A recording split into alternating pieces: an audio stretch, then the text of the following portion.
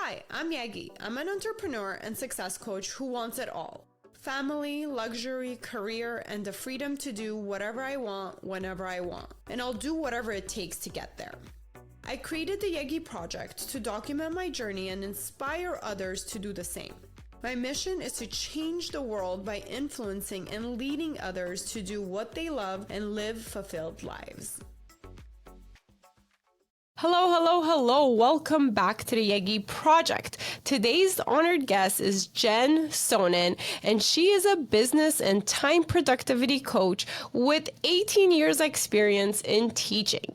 In the past, she struggled with people pleasing and seeking approval from outside, which led her to be frustrated and resentful.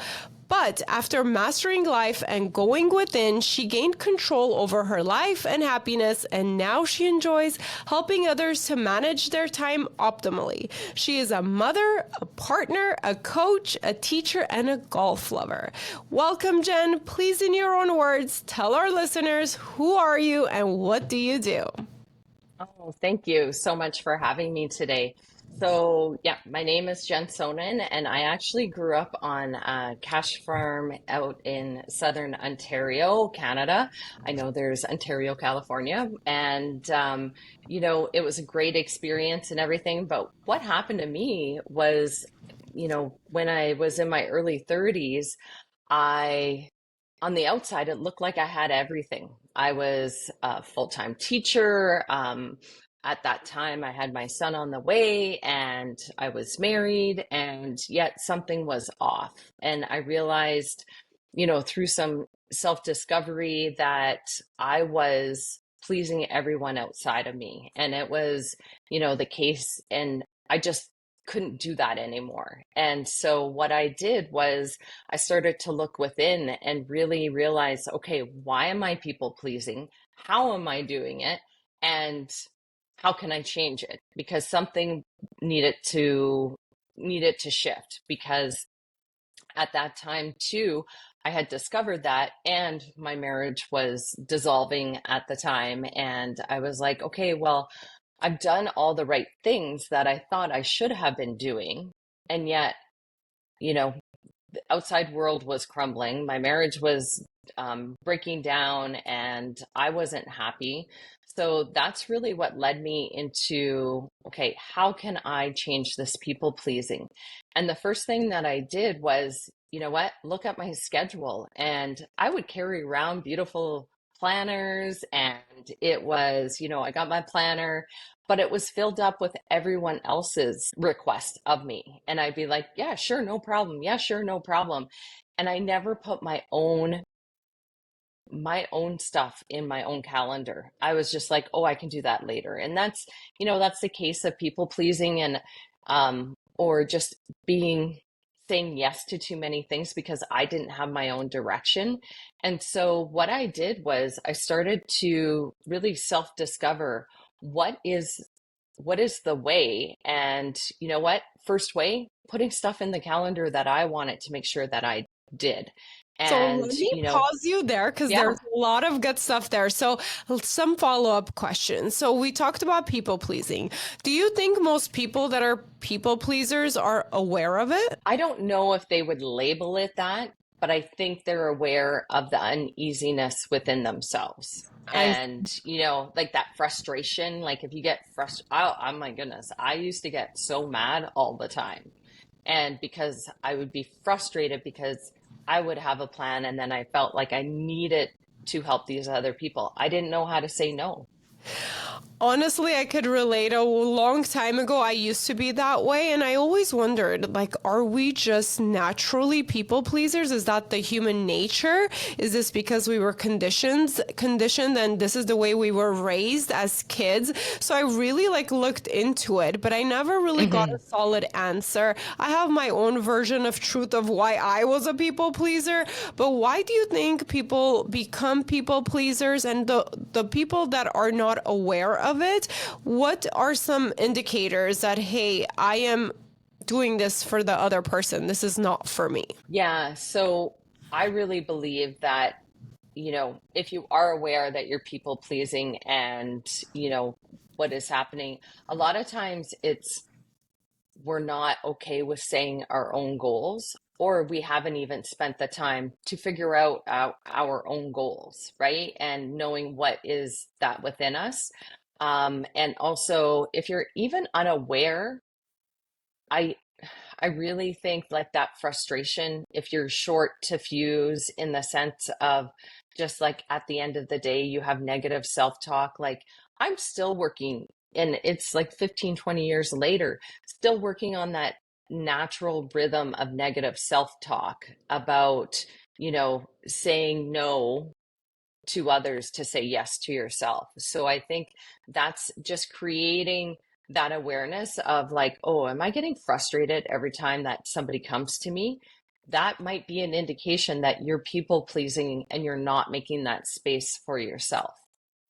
Yes, and you brought up saying no. I do feel like those two things go hand in hand. We do need to Hmm. practice saying no, and I had to personally put an effort to practice this. Again, this was a while ago, but I did notice, like you, I was getting really frustrated. I loved helping people, and I would always say yes. I think personally, because I was just raised that way, when we're younger as kids, you want to please your parents, and it just gets like to a different level when you're an adult. But I just loved helping people. That was my kind of excuse to not say no and to not protect my time. Until I put in effort, I couldn't do anything that made me happy or made me go ahead in life. Now, for people who feel that frustration, what are some techniques that you can share with our audience that they can practice saying no? Like how can they get that courage to say no? Because sometimes I know it's really hard. I still have a hard time Yes. saying no sometimes. So, what are some things that you use, some tools that you use to say no currently to protect your time? I'm very clear on my values. So I have five values: growth, love, authenticity, service, and health. And I know if I'm saying yes to something and those values aren't really being fulfilled, then that's that to me, that's an indication of people pleasing. And um, yeah, so I know what I'm clear on, and my values are really important. And I also strongly believe in it, and all my clients, we create power lists for the week. So it's overarching goals for the week. Um, and I know I'm so motivated to be drawn to that goal that if if I'm going to say yes to something and it's going to mean that I'm not going to accomplish my powerless goal, that's going to make me, make me feel defeated and, um, you know, kind of go from there. So I think values, setting some goals, and they don't have to be big goals. They're just small ones that you're saying yes to yourself, because the more that we are able to take the time for ourselves and achieve our own goals, the more we can give to others. And that's really, to me, that's people pleasing. Before, I was just saying yes, even if I wasn't equipped to say yes and I didn't have the space. I just didn't know that no was an option. And, you mentioned, as we're raised, yes, it is a respect thing to say yes. But when we're, 25 and older and 20, that we're becoming adults. And now it's our duty to say no if we can't fully service and show up the way that we should show up. I love the way you answered that question. Thank you so much for that. So, in conclusion, some techniques, some ways that we can protect our time is first, know your values, know your vision. So, you know how to fill your time for yourself instead of just having free time that's going to get filled with everybody else's needs. And number two is actually protect your time. Like you said, set your goals in order to have something to do that you could say no to, right? So today I have to do A, B, and C that serves my goals, my Hmm. values. That is why I can't help you with this thing, for example. Now, you also strategize with the calendar and how to optimize Hmm. it. I have a question for you for the overachiever or the person that wants to do it all. okay, might be a little bit of a personal question. The person that wants to do it all, you want to do all the fun things, and it's for you. This is separate, right? People pleasing is different. Managing your own Yeah. time for your own self could be a different issue or areas we struggle in. So this person wants to do everything. They want to do all the fun stuff. They want to spend the time with the loved ones, but they also want to spend so much time in their business or their work and get a promotion and whatnot. Now, how does somebody figure out what's the right thing to focus on as far as timing? Like how much time to put in what in their area? Yeah, and that is really like a lot of my time optimization process. And it begins with a roadmap where I identify the peak performance. Because if you're working within your peak performance time, and that's like the highly cognition time, you gain 5 to 10 hours a week because you're aligning. And this is what I do working with clients is that I align their natural energy with their tasks. So it's like, putting, when you're organizing your forks and knives and spoons, right? Like it's put the forks in the forks, put the spoons in the spoon area and the knives in the knives. Like if you try and put a knife in the spoon area, it usually doesn't fit. And that's where you start being very inefficient with your time. And so that I would highly recommend is know when your peak performance time is. I also identify like collaboration time. When should you, if you can, and most of the time you actually have control over, when are you collaborating with people? And that's at a different time than your peak performance. So your body, well, your brain is more relaxed and you're open to ideas because collaboration is bringing together, each individual bringing their own ideas and then creating something more. So really identifying those different time zones or time blocks is the essence. And, I've worked with individuals and also teams with that strategy. And the teams are like, wow, like we have more time. And I was working one specific client professionally. She would open up her laptop every time, like every night after supper. And within a couple of weeks of us identifying peak performance and power list and everything, that I was checking in with her and I said, "So what are you doing at night?" And she's like, I'm I'm enjoying my family. I'm going for walks. I'm meeting up with my friends. And she's like, I haven't even needed to open up or wanted to open up the laptop for work Wow. because everything has its spot. I love that so much, honestly. Now, few follow-up questions. So you talked about your peak performance, so that's when you have most energy. Is that correct? Or how Well, do I that know when my actually, peak performance is? How do I find it? it's, yeah, most energy and your cognitive ability is like there. And that's really what that peak performance, I compare it to a battery. So that is when not only like all three parts, mind, body, and spirit, they're all online and you are able to work within that. So one way to identify that, I actually have a free resource on my website where I give you the energy tracker and you can track it over 5 days when you're feeling 100%, when you're feeling 75%, 50%, 25. And you could recognize a pattern. What I do with for my clients is that I take that and I analyze it and I make a very specific roadmap and graph for them so that they can see it and really, be able to utilize that. So yeah, go to my website, you can see it.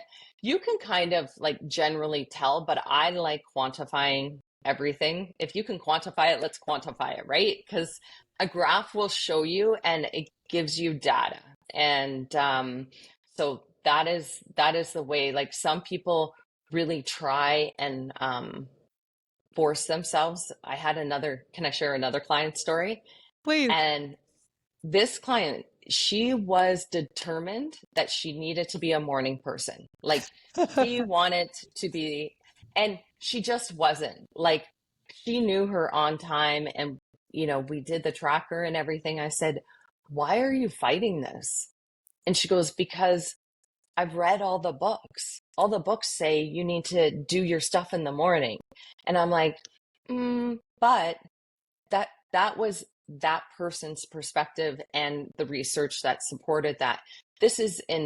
She happened to be an entrepreneur. And I said, you write amazing things at night. So just embrace it. Like that is, stop trying to force yourself that way because it's not going to work.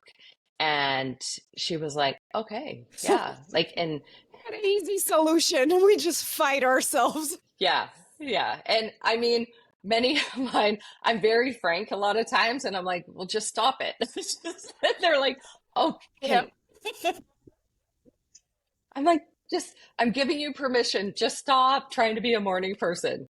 Honestly, I love that. For the longest time, I tried to be a morning person. This was before kids, where I had the flexibility of what I want to do. And I tried because I thought, again, like most things that tell you have your highest energy in the morning, you should do all the important tasks first things before you make other decisions, all this stuff. So for the longest time I did that too. Honestly, it did not work for me at all. I was the best night person. I could stay up and I would get so much done.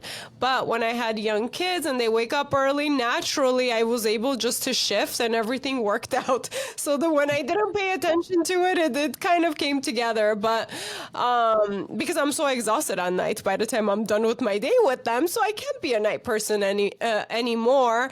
And then I do my better work during the morning because I'm already up. But anyways, I got sidetracked. What I was gonna ask you next. We were talking about finding our optimal time, right? And you said it's Yes. going to vary for people. There's a tool we can use from your website. I'm actually curious for myself now because I've changed a lot since I last did an analysis. If somebody that does it and they find out their peak performance time, you also mentioned there is a collaborative time, which that's something I haven't heard of. Like we hear that we perform our best at certain times of the day based on our own rhythm, but I didn't know that we have a time where we're more collaborative or more social. Is that the same thing? And how do we find that? Yeah. And again, on my website with the tracker, you basically judge your own self. And that's the great thing is because like I'm not, you can tell me when you're 100%. And some people, what that looks like. And 75 is where, you know, your brain is a little bit more relaxed. So again, the brain chemistry and everything. So you're more open to ideas, and that's a little bit of that creativity. There has been studies done on it where, okay, like after your peak performance, like if you're feeling 75%, that's really a great time to go and try and collaborate, especially if you've been working on something individually in that peak performance, which I suggest. And then you've got those fresh ideas and you've already worked with it by yourself. So then you can take it to your partner, to your team, and really kind of hopefully make it better than it was. So. Awesome. Now, about just distractions, because we did talk about people Mhm. pleasing, but besides people pleasing, we also have day-to-day distractions. A lot of us get stuck in our day-to-day and feel like we're so busy before we can get Mhm. anything done. So I'm so busy from morning to night. There's all these things I have to do. By the time I'm done with my day, I'm dead tired. I fall down and I fall asleep. So a lot of people are in this category. How do we find time and how do we kind of manage or master or get away from the day-to-day distractions? Do we have to feel busy all the time? What does that even mean? And no, because busyness doesn't mean productivity, right? I can be busy reorganizing my bedroom, but it does nothing for my business. So I think that is a really good clarification in that. And setting that power list versus a to-do list every day. The power list is that overarching in the sense of this is what's going to move the needle on my goals right now. And and I blocking out your peak performance time is really key. And I mean, it's recommended that it's 2 hours, but maybe you start with an hour, and you start an hour for 3 days a week, not all five, right? And I'm very much of like, you know what, add on to what is working, but this peak performance, like that is a non-negotiable time in that sense. And so that you get the work done. And, you know, people who put it in, I know the team that I'm currently working with, they have it in there. And the, you know, exec assistant doesn't schedule during, try not to, at least, you know, for the most part during those peak performance times. And it's been working really well. And that's the thing. It doesn't have to be, you know, 5 days or 7 days a week. You know what? Start out with three, and you'll see the results, and it will definitely go with that. And to know that if somebody's asking you for something, sometimes, and this is also with, you know, how to say no, is to role play, right? I role play with my clients all the time. Okay, in this situation, how do you say yes, but not right now? Because a lot of times people will throw you emails or come into your office, and they should know how to do it, and they probably do, but it's much easier just to ask the boss or ask somebody else to do it, right? So it's about teaching them a little bit more independence. I see. Now, as far as getting started with being more productive or being having more control over our time. So first thing we talked about is having our knowing our peak performances, knowing our Hmm. collaborative time, just really knowing ourselves when we work best, and at least doing our best work during those times. I had also asked you for the person who wants to do so much, even the fun stuff, right? So a lot of work, a lot Hmm. of fun, but they feel super busy and overwhelmed as well. And where do we put our time? How do you? And this is going to tie into the question of how do we say no, or how do we not let life Hmm. distract you? Because there's birthdays, there is events, there is meetings, there's a lot of things that we have a choice, but we want to go. So how do you protect your time, or how do you make the decision to put your time into a certain event or a certain fun thing or a certain work event? With that, I would be going back. I go back to my values. And honestly, since adopting peak performance time and collaboration time, I do more now than I ever have. And my life is full, and I still have periods of space because I'm confident. I've planned out like what I'm working towards, and I'm very clear, and I'm not running around almost like with my grew up on a farm, and actually my grandma had chickens, and you know, literally chickens run around with their heads cut off, right? Like I'm focused, so I know if I'm saying yes, it's because I want to go, I want to be there, right? And it falls in line with those values. So it really is about intentionally scheduling out your week so that you can have, if something pops up, and you know, you already have your main blocks already established, that you can make an educated decision for yourself. Do I want to use up that space or not? And I think that's really important. With the power list, I usually have like two two, if you're professional goals, or you know, for your business. But I also always have one that is a wellness goal, because if you don't have your health and wellness, it doesn't matter how much money you have, it doesn't matter what success you have.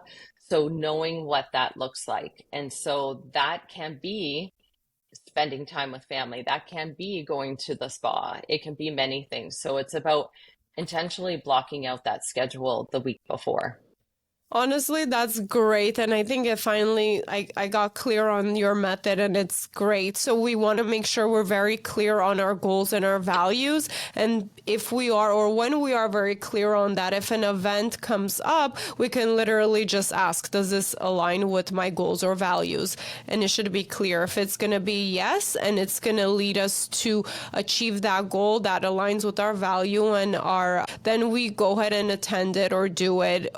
If it's a no, then we say no, thank you, and that's how we protect our time. And I love that you said schedule in advance, so you already protect your time. Because I have found myself in the Hmm. past, and a lot of entrepreneurs could do this once they are making enough money where their schedules are very flexible. It is very easy to get distracted quickly because you pretty much can do whatever you want whenever you want. But if you don't clearly plan out what you want to achieve, your time just gets filled with Hmm.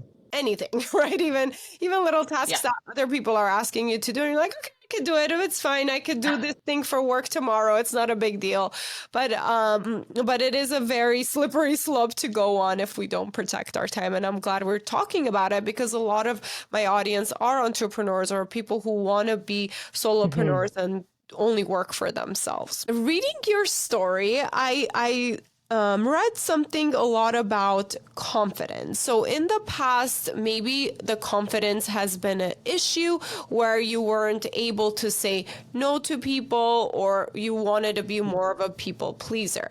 Now, from my own experience and from my own research, confidence is literally the key. The first thing that we need to figure out how to build in order for us to be successful. Because it kind of goes hand in hand. The more success we have, the more confidence we get. But then if we don't have confidence, it's harder to get success. I am always curious to ask, are there things that you did or that you do that build your Hmm. confidence? Because all of us can use that, and all of us should put effort into building our confidence, no matter where it stands on the board. What are your things that you've done or that you do to build your confidence? Yeah, and it's keep my word to myself. So if I say I'm going to work out and I've scheduled it, then go work out, right? My peak performance time. And that's why I'm saying like start out like 1 or 2 week, like 1 or 2 days a week, because that will, you don't want to overshoot. Like some people are like, going on a diet, I'm going cold turkey and that's it. I think our bodies and our minds go into too much shock.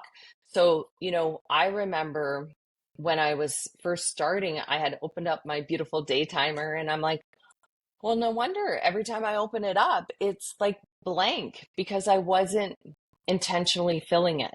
And so now that's what I do. I block out, okay, I am peak performance time. I know when that is. I know, when I'm meeting with my coach and my mentors, and I know when I'm meeting with my clients.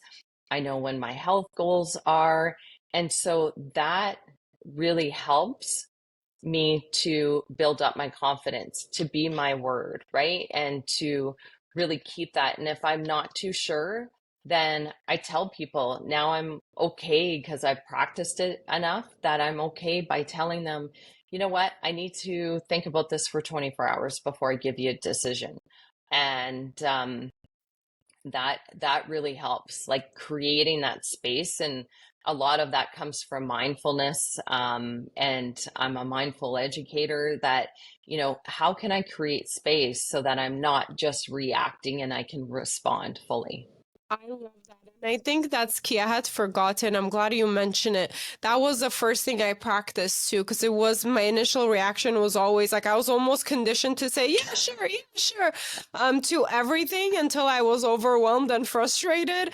But I think that was the first thing Hmm. I did to change that in order to be able to say no. I would say, I have a lot going on. Let me check my schedule. So that ended up being my initial thing. Like I would say the same exact thing every time anybody asked me anything. So then it did buy me time to think it through and be actually like, okay, do I really have the time to help this person or to do this thing?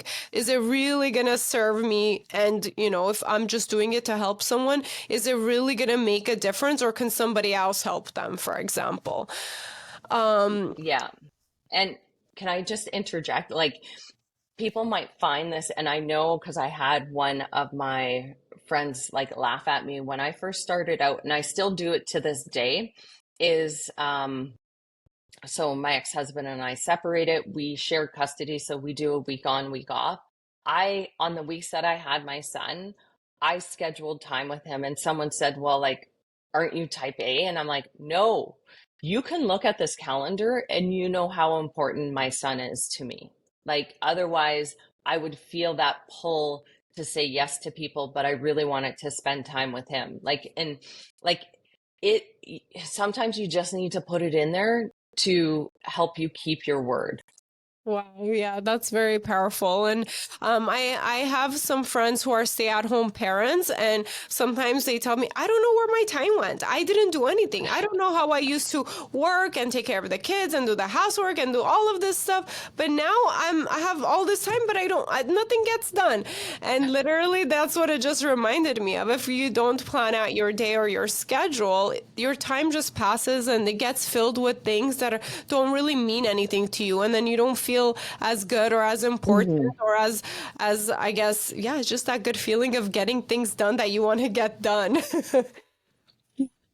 All right, awesome. Is there anything else you would recommend for our listeners who might be starting to be aware of them having maybe people pleasing or saying no problem, or even managing their time and schedule, even thinking about how to fill their day, right? So if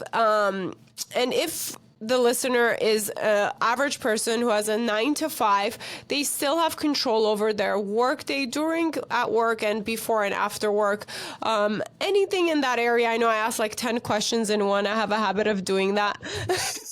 Anything from that area? What advice would you give to our people who are people pleasers, might be people pleasers, and want to be better with their time management? Yeah, it is possible. It's about making the decision that you will take control over your time. I really do believe it's our most non-renewable resource. And it's something that, I mean, I've taught now for, yeah, 18 years, and it's, has to be explicitly taught, and it's a skill to build. And it's a journey. What my schedule looked like in my 30s is different than what it looked like in my 40s. And now I just entered into my 50s, that it does look different. And it's okay, but to be more intentional, because each moment is a moment that you can really gain a lot of value out of. So definitely start with like just big blocks, and, knowing what that looks like. And overall, at the end of the week, what if I did this thing what is that one thing that would make me feel really good about myself? And start there, start small, and be strategic in that, and see how it really goes. Awesome. Now, what are the biggest time wasters in your opinion? Oh, biggest time wasters for sure would be not planning. Having no schedule, procrastination. But I have two viewpoints on procrastination. Sometimes procrastination is, oh, I don't have enough information to decide.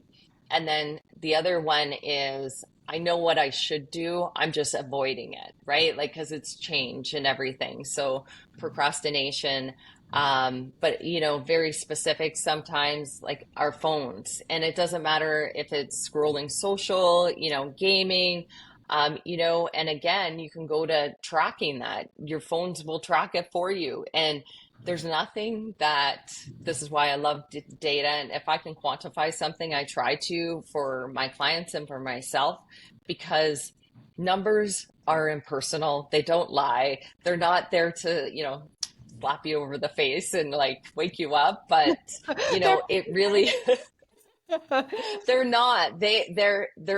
It's data, and you can take that data, change it into information, and be like, okay, like this is real. Like, let's try and move towards that. So, yeah.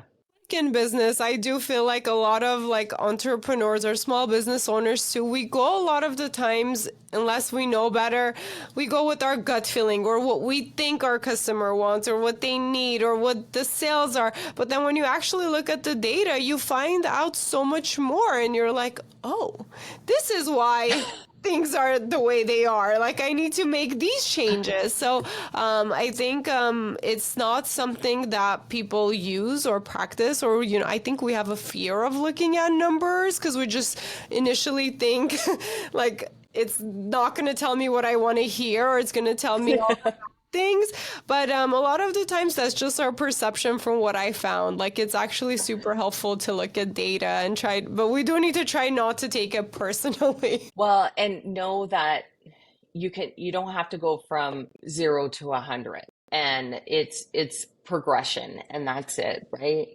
So Okay, so two things from your last advice. So procrastination and decision making. So those are two things a lot of people are horrible at, decision making or quick decision making, and also procrastinating. A lot of people are amazing at procrastinating. So how can somebody make better, faster decisions? Because we do know from research that decision making is key. mhm. Good entrepreneurs or successful people. Okay, so that's the first question. Okay. So that one, for myself and for my clients, I always offer an affirmation that I'm, making the best decision given all the information I have right now. 10 seconds from now, I might get more information, but right now I am making the best decision, and then go ahead and make it, right? Because a lot of times we get paralyzed in that decision because what if there's more information? Well, there will be. It's the way our life is, right? And our technology is that, yeah, but sometimes just making the decision and then being able to self-correct is important. Action create that motion creates the action, and then you can tell, okay, is this working or isn't this? And that was one of the things, like, actually, with people pleasing, when I first was like, oh my goodness, I was like ultimate people pleaser. I stopped and I was like, what do I want? Knowing what you want makes a difference. And so that will help make the decision as well. In business, a lot of times, okay, I have my business goal, and, I have, let's say, 5 different ways to go about getting there.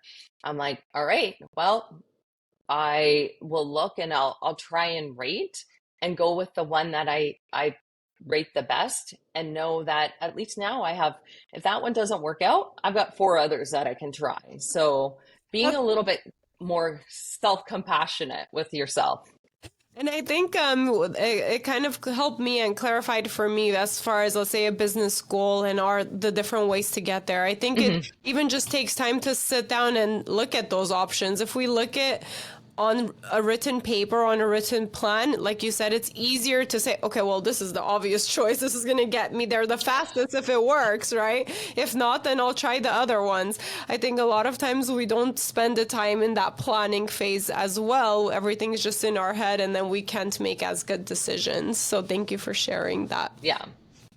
Now, for Yeah. the procrastination, how do we become non-procrastinators? Yes. That one, a lot of times, definitely, if you know what you should be doing and you're not, I have little strategies. I use this little, it's a time cube, and it has 20, 30, 15, and 60. So sometimes I'll use this and I'll turn it on, and I'm like, all right, go for it. Go procrastinate for 15 minutes. After the 15 minutes, you're hitting the road, right? And I can use it the other way, in the sense of, you know what, especially if I'm doing content, that getting going sometimes is a little bit hard. I turn this on, and I have actually a smaller one that has like 2, 3, and 5 minutes. And I just, for 2 minutes, I'm going to go for 2 minutes. And people, when I share that with them and time it, again, it's coming back to numbers, they're amazed. Like, that took me 2 minutes. Wow. Like, I got a lot done. And so I think that really helps with that procrastination, and also having having a plan, like knowing maybe what that next step is and going for it. Honestly, I love that. And I have an example for you. Sometimes in my head, I think things are so much work and they take so much longer. But when I actually time it, then it's like, oh, that wasn't that bad. It took me like a waste of Yeah. work and time. Like I could just leave the house with my hair in a bun. Literally, it took me 15 minutes to wash my hair, like treat it and fully blow dry and fix it. And I was like, oh my God, my brain plays tricks on me. So yeah. Yeah. Yeah, and that's it, right? A lot of times it really is, and that even comes down to working out. Sometimes I'm like, oh, I don't have time to work out, and then I'm like, yes, I do. I've got 10 minutes, and you can get it in. It might not be the same like length, but that's okay. You're still keeping your word to When yourself. you start and you So that is actually do it, it gets done. If you don't, those 10 minutes pass anyways. So that's what I found too. The time is gonna pass anyway, so if might as well do something with it. exactly, yeah. Now, speaking of time, we are running out of time for our interview today. But I do want to ask you some fun questions, and that's how I want to end the podcast. So, what is one thing that you would change in the world with a magic wand? The first thing that comes to mind. Oh, for me, that you can control your time 100%, and people would be so much happier. I love it. I And love it. it's not going to take away from others. Yeah. Now, what is the last time you cried and why? Oh my gosh, it was today because I still teach, and we had a Mothers Against Drunk Driving presentation. Honestly, like it just it's like I was like, "Oh my goodness." Yeah. So, it was today. Oh, yeah, that would break my heart. Okay, what does a happy and fulfilled life look like to you now? Quickly, don't overthink it. Yeah.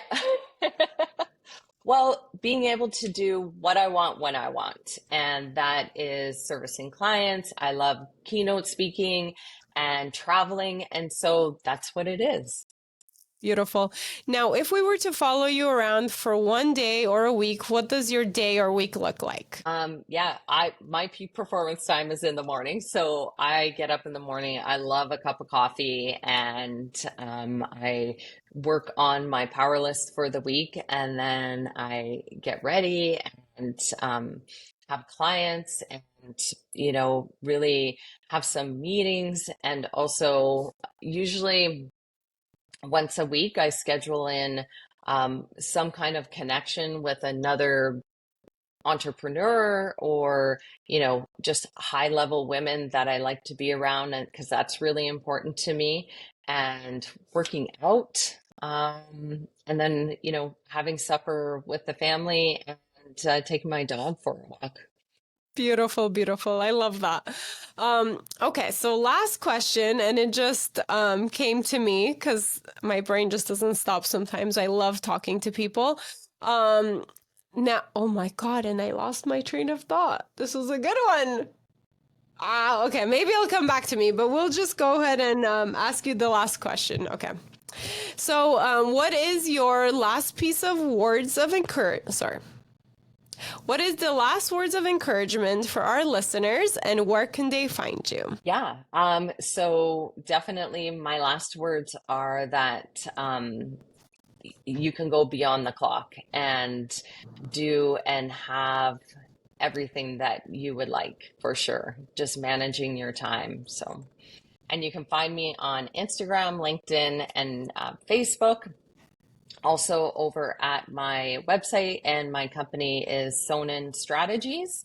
And that's where you can download that time energy worksheet as well. So, Awesome. And we'll link all of that below and share with our audience. But I did remember the question I was going to ask you. This is the problem I'm having lately is I'm experiencing like a midday crash or an afternoon where my brain literally just wants to be in like a meditative state.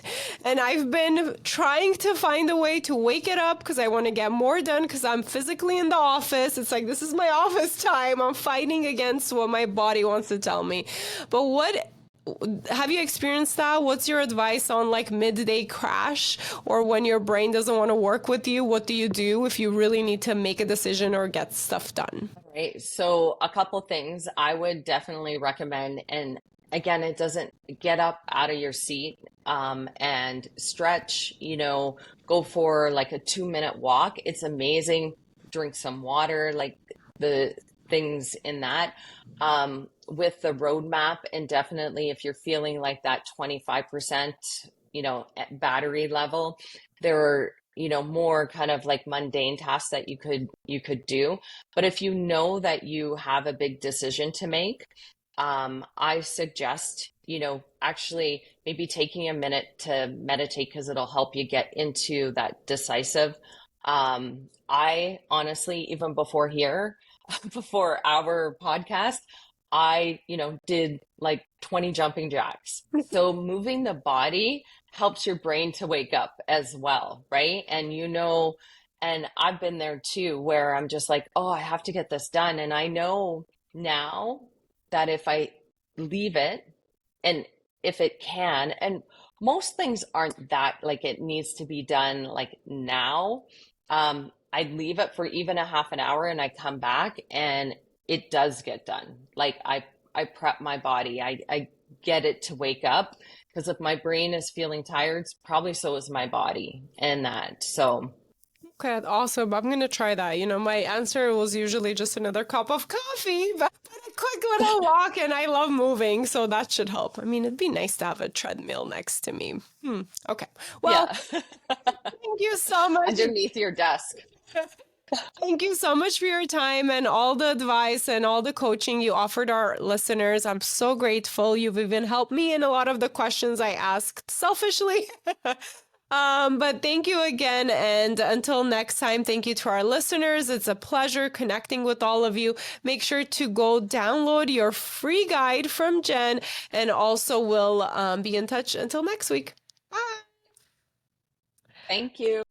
Thank you for listening. Please rate and review this podcast. Follow and engage with us on social media under the Yegi Project. And if you're interested in being a guest, email info@theyegiproject.com. And don't forget to subscribe so you don't miss out on any future episodes.